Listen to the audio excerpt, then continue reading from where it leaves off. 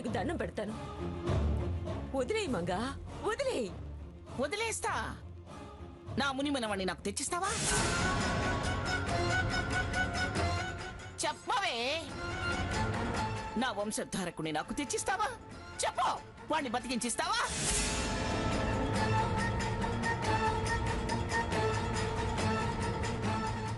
నా మనవడు మనవరాలు నా ఇంటిల్లి పాది అనుభవించిన బాధ, రోదన ఎలా ఎలా మర్చిపోతానే?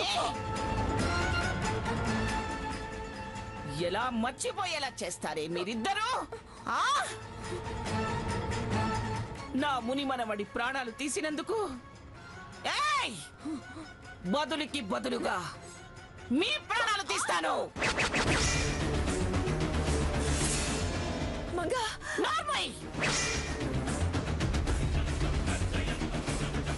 మంగా, దాన్ని వదిలే మంగా. మంగా,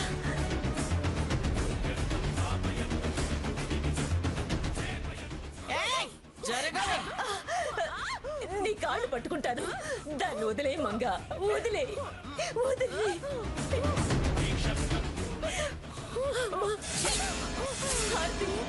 ఇది చస్తే గాని నా కోపం చల్లారదు. దీని శవాన్ని చూస్తే గాని నా మనసు శాంతించదు. ఇది కాటికెడితే గాని నా కసి తీరదు. వాళ్ళ చావేదో వాళ్ళు చేస్తారులే అత్తయ్య. ఆ పాపం మీకెందుకు అత్తయ్య?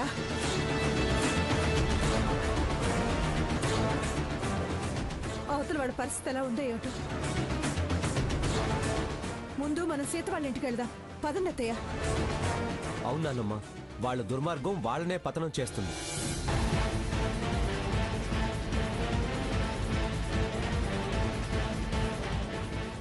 మనం అక్కడికి వెళ్దాం. పదనానమ్మా.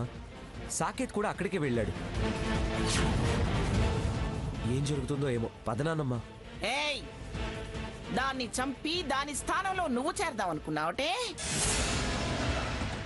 వాడంతా అసహించుకుంటుంటే వాడి భార్య ఎలా అవుదాం అనుకున్నావే? చేసిందంతా చేసి మళ్ళీ దీన్ని కబురు చేసి పలకరింపు వంకతో వెక్కిరింపులకు పంపిస్తావా? ఏం ఆడవాళ్లే మీరు? ఇంత గుండెలు తీసిన బంటులా చేస్తే అన్ని హంగులతో అర్ధబలం అంగబలం అన్నీ ఉన్నదాన్ని నేను. నాకు తెలిస్తే మిమ్మల్ని నేను ఎలా బతకనిస్తాననుకున్నారే? అత్తయ్య గారు, వీళ్ళ సంగతి మనకెందుకు? మనం వెళ్దాం పదండి. అసలే స్వర్ణ చాలా ఆవేశంగా ఉంది. మళ్ళీ అక్కడికి సాకేత్ కూడా వెళ్ళాడు. మీరు కూడా లేకపోతే ఏం జరుగుతుందో ఏమిటో. నా భర్తుండగా ఏం జరగదు. ఏ ప్రమాదం జరగనివ్వరు. కానీ వీళ్ళని ఇలా వదిలేసి ఎలా పెడతాం? స్వర్ణ ఆవేశపడితే ప్రమాదం అన్నారు నాన్నమ్మ. తాతయ్య ఉండి మాత్రం ఏం చేస్తారు? సాకేత్ కనిపిస్తేనే ఇరిటేట్ అయ్యే మనిషిని ఎవరు కంట్రోల్ చేస్తారు? విన్నారా? విన్నారంటే మా ప్రేమలు ఆపేక్షలు మాకు తెంపులు పెట్టి మా సంసారాన్ని ముక్కలు చేసి ఒకరికొకరు కాకుండా చేసి మీరేం చేద్దాం అనుకున్నారే? బుద్ధి తక్కువ శాంతిల్లారా. నాకిప్పుడు వెళ్ళడం ముఖ్యమైంది కాబట్టి వెళ్ళాల్సి వస్తుంది. అలాగని మిమ్మల్ని వదిలిపెడతాననుకోకండి. తొక్కి నరం తీస్తా. నర నరానికి సూదులెక్కిస్తా. నా మనవని పిచ్చాన్ని చేసి ఆడిస్తారా? లేని అలవాట్లు చేసి చెడగొడతారా వాణ్ణి? అన్నీ చేసి నా పెంపకానికి మచ్చ తెస్తారా? వదల్నే వదల్లో. మిమ్మల్ని చచ్చినా వదిలిపెట్టను. ఏయ్, ఎన్నెన్ని మాటలన్నావే వాణ్ణి నన్ను? వాణ్ణి కోదండరాముడు కాదు కొంటకృష్ణుడు అంటావా? సాకేత్ రాముడు కాదు. అత్తయ్య గారు ప్లీజ్ రండి వెళదాం. వీళ్ళని ఇక్కడ వదిలిపెట్టి ఎలా పెడతామే? రఘురామ్, వీళ్ళు గేట్ అవతలకు వెళ్ళేంత వరకు గెంటి రారా. పోవే పోవే భాగీరథి. నా మనవణ్ణి మనవరాన్ని కలిపి ఇంటికి తీసుకొస్తా. వాళ్ళు కుదుట పడ్డాక మిమ్మల్ని కాటికి పంపే ప్రయత్నంలో ఉంటా.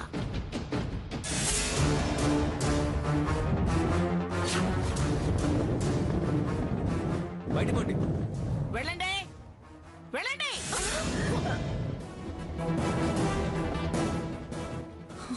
వెళ్ళండి. మీరెక్కడికి? మీరిద్దరూ నాతో రావాలి.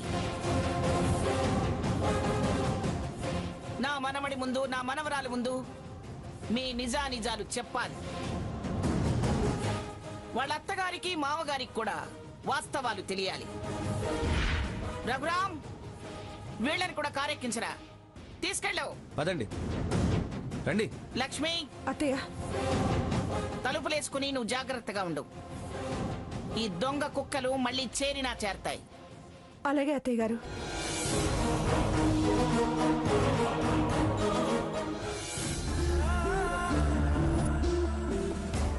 స్వర్ణ, ఊరుకోవే. అమ్మా, అదున్న పరిస్థితుల్లో ధైర్యం చెప్పి ఓదార్చాలి, కానీ దానికన్నా ఎక్కువగా నువ్వెక్కిళ్ళు పెట్టేడిస్తే ఎలా? దానికి ఏం చెప్పి ఓదార్చమంటావే? ఎలా దుఃఖాన్ని ఆపుకోమంటావు? అతను అలా అలిగితే బతిమలాడొచ్చు. కోరిది ఇచ్చే సత్తా లేకపోయినా వాళ్ళ కాళ్ళు వీళ్ళ కాళ్ళు పట్టుకుని సత్తచ్చు. ఇదేమన్నా తప్పు చేస్తే తప్పమ్మా అని నచ్చ చెప్పి కాపురానికి పంపించచ్చు, అతన్ని ఒప్పించచ్చు. కానీ ఇలా ప్రాణాలు తీసేవాడని తెలిసాక దాన్ని ఎలా కాపురానికి పంపుతావు? దీనికి ఏం ధైర్యం చెప్పి సర్దుబాటు చేస్తావు? అదున్న పరిస్థితి చూసి ఏడవడం తప్ప చేయగలిగిందేమీ లేదే. అమ్మా, అప్పుడే అంతా అయిపోయినట్టు నిర్ణయాలు తీసుకోకు. అంటే ఇంకా ఆయన గారు ఏం చేయలేదంటావా? అంటాను. నా కళ్ళతో నేను సాకేత్ ప్రవర్తన, పరివర్తన, పశ్చాత్తాపం చూశాను గనుక అంటాను.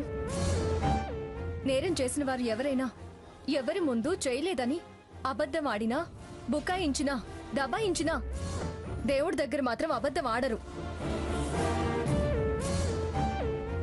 ఇంట్లో దేవుడి ముందు అరచేతిలో కర్పూరం వెలిగించి తన గోడు చెప్పుకున్నాడు. గుడిలో తన బాధ చెప్పుకున్నాడు. భగవంతుడా, నన్ను మన్నించు, ఎప్పుడూ ఏదో చేయొచ్చు, కానీ ఇప్పుడు ఈ తప్పులు నేను చేయలేదు, నా స్వర్ణని రక్షించు, దానికి మేలు చేయని మొక్కుకున్నాడే. బిచ్చగాళ్ళని చూస్తే ఆశయంతో వాళ్ల మీద చేయి చేసుకునే సాకేత్ ధర్మం చేస్తూ, మీరందరూ నన్ను కాదు దీవించేది, నా స్వర్ణని దీవించండి అని అడిగాడు. అమ్మవారి కుంకుమని నుదుటిన దిద్దాలని ఆరాటపడ్డాడు. అక్క, ఈ విషయాలన్నీ నువ్వు చెప్పటం, నేను నాటకమని కొట్టిపారేయడం జరిగిపోయింది. మళ్ళీ మళ్ళీ పాత పురాణం వల్లించకు. పాత పురాణం ఏంటే పాత పురాణం? అతనిలో మార్పు రావడం స్పష్టంగా నేనే కాదు, రఘు కూడా చూశాడు. అతని మార్పు మీద నాకు నమ్మకం ఉంది. అతని మార్పు మీద నాకు నమ్మకం లేకపోతే నీకు అబద్ధం చెప్పి నీ బ్రతుకుని ప్రమాదంలో పడేస్తానా? పైగా నా కోసం నీ జీవితాన్ని త్యాగం చేసిన దానివి. నేనంత కృతజ్ఞత లేని దాన్ని కాదు, నీ మీద ప్రేమ లేని దాన్ని కాదే. నువ్వు లక్ష చెప్పు, నేను మాత్రం నమ్మనుగాక నమ్మను. నా దృష్టిలో హంతకుడే.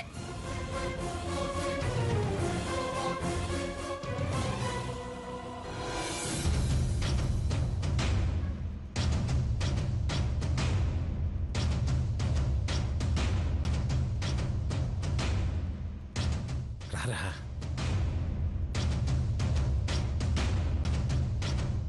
ఆగు. ఎందుకు ఎందుకు మళ్ళీ మా ఇంట్లో అడుగు పెట్టావు? దాన్ని ఇక్కడ బతకనివ్వదలుచుకోలేదా?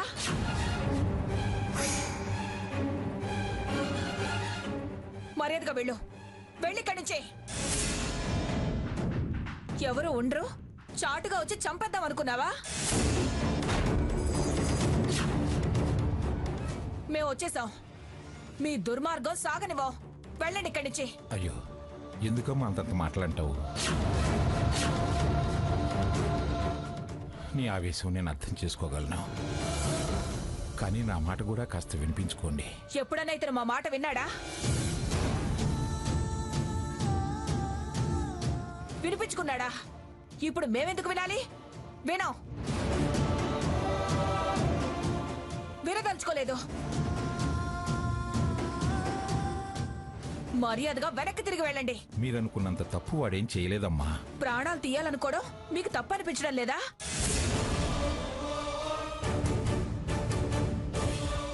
ఏదో సరదాగా చేశాడంటారా?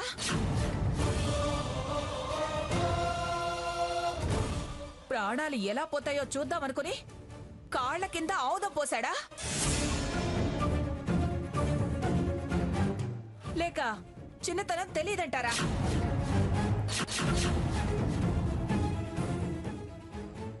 తమాషాగా జారి పడుతుందో లేదో అని పెళ్లాంతో సరసం ఆడాడంటారా? అదో ఆట అని అంటారా?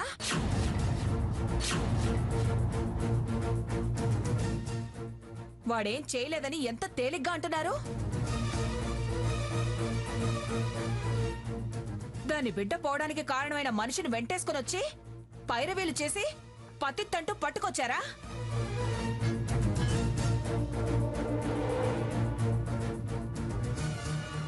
మీ అమ్మాయిని పంపమ్మా, ఈసారి ఖచ్చితంగా చంపుతాడు అని చెప్పడానికి పెద్ద మనిషిగా మీరొచ్చారా? చాలా అన్యాయంగా మాట్లాడుతున్నావు సావిత్రి. అన్యాయం చేసి ఇదే న్యాయం అని అడిగే వాళ్ళది అన్యాయమా? చూడమ్మా, నువ్వు ఆ ఇంటికి కోడలిగా రావచ్చు, కానీ కూతురువి. మాకు మనవరాలివి. నీకు అన్యాయం జరగనిస్తానా? అసలు కన్నా వడ్డీయే ఎక్కువ అంటారు. అలాగే నువ్వు మాకు తల్లి. అమ్మా తల్లి అంటూ బుజ్జగింపు మాటలు మాట్లాడి మమ్మల్ని సీసాలో దించాలనే ప్రయత్నం చేయకండి. మీకు వడ్డీ ముఖ్యమని ఈ అపరాధి వెంట పోలీస్ స్టేషన్కి వెళ్లి విడిపించి తీసుకొచ్చినప్పుడే అర్థమైంది.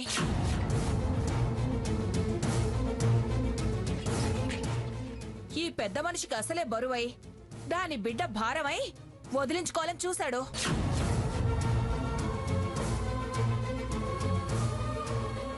అసలు భూమి మీద ఉండద్దు అనుకున్నాడు.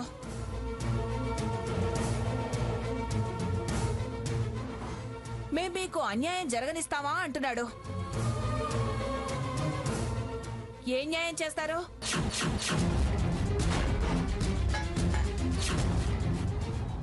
మరో రకంగా వదిలించుకుంటారా? విడాకులు ఇప్పించి దీనికి మనోవర్తి పెడతారా?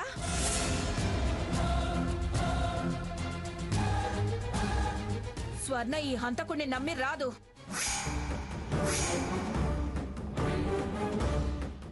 పంపే ధైర్యం మేము చెయ్యం.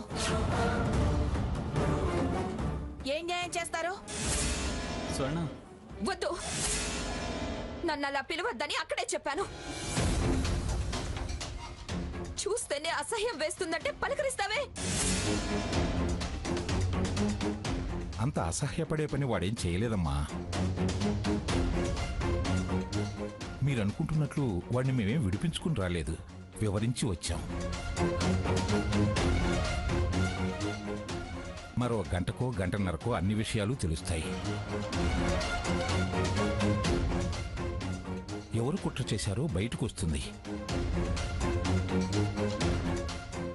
అందాక కాస్త ఓపిక పట్టమ్మా. శాశ్వతంగా దూరం పెంచే మాటలు మాట్లాడకమ్మా స్వర్ణ. అవి గుర్తుకొస్తే రేపు కలవటం కష్టం అవుతుంది. ఏమన్నారు? కలవటమా? అది కళ్ళ. తెలిసి తెలిసి మళ్ళీ ఆ ఇంట్లో అడుగు పెడతానా? అలా అనుకు స్వర్ణ. తాతయ్య అన్నట్టు నేను దోషనో నిర్దోషనో కాసేపట్లో తెలుస్తుంది. ఇంటికి వెళ్దాం రా స్వర్ణ. కాటికైనా ఇష్టంగా వెళ్తాను కానీ కష్టంగా ఆ ఇంటికి మాత్రం రాను.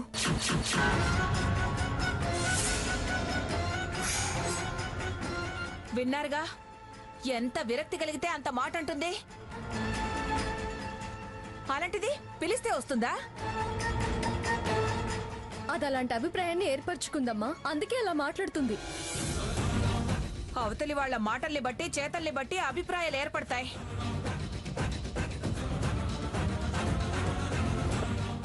నేను దాని కన్న తల్లినే. నీ మనవడికి కట్టుకున్నది కనబోయే బిడ్డ బరువేమో కానీ నా బిడ్డ నాకు బరువు కాదు.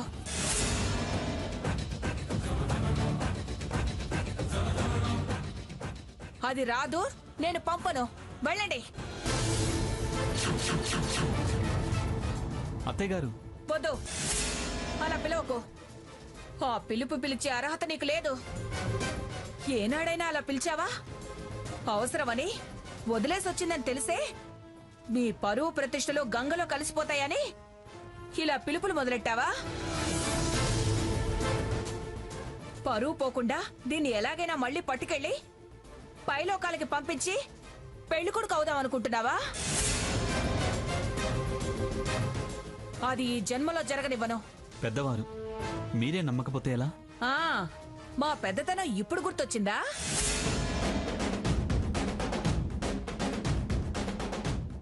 పేదతనం వెక్కిరిస్తూ ఎన్నిసార్లు మమ్మల్ని మెడపట్టి మీ ఇంట్లోంచి గెట్టలేదు?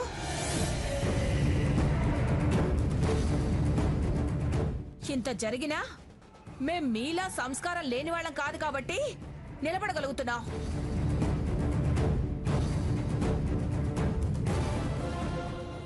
మర్యాదగా వెళ్ళండి. మిమ్మల్ని గెంటి మాకు మేంగా పద్ధతి తప్పేలా చేయకండి. వెళ్ళండి. ఏంటే పద్ధతి తప్పేది తప్పింది? అయినా వీళ్లతో మాట్లాడేమిటి? మీరు పదండి లోపలికి.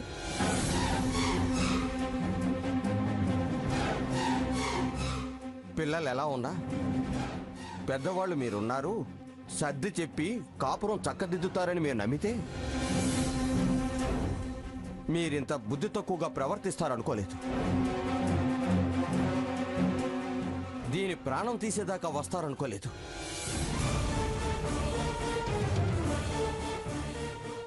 ఇంకా మీకు మాకు ఏముందని వచ్చారు? రామచంద్రయ్య, నువ్వు వాళ్ళలాగే ఆవేశపడితే ఎలాగయ్యా? అది నేను దీని కన్న తల్లిదండ్రులం. మా బిడ్డ బతుకు బుక్కి చేయాలని చూస్తే ఇద్దరం ఒకేలా స్పందిస్తాం. పాఠశాలకి పిలుద్దాం అనుకున్నాను.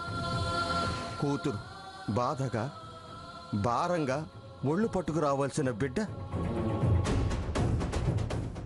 మట్టి బిడ్డల్లో కలిసిపోయింది. నాన్న అంటూ కన్నీళ్లతో వస్తే ఆ ఘోరం జరగడానికి కారణం ఈ పుణ్యాత్ముడని తెలిసాక ఎవరు ఓపిక పట్టరు. వియ్యాల వారని వినయంగా మాట్లాడాలా? అలా మాట్లాడితే వాళ్ళు కన్నవాళ్లే కాదు, క్షమిస్తే మనుషులు అనిపించుకోరు. మేం మనుషులు అన్న ఇంగితం మరిచి పశువుల్లా ప్రవర్తించేలాగా చేయకండి. నేనైనా మా అమ్మ అయినా నాన్నైనా వెళ్ళమని చెప్పేది మిమ్మల్ని. వెళతారా? నిలబడి మా నాన్న అన్నట్టు పశువులు అనిపించుకుంటారా?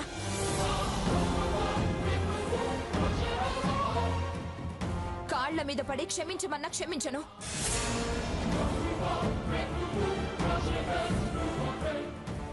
ఎన్నిసార్లు ప్రాధేయపడినా అడిగినా నేను రాను, నా నిర్ణయం మారదు.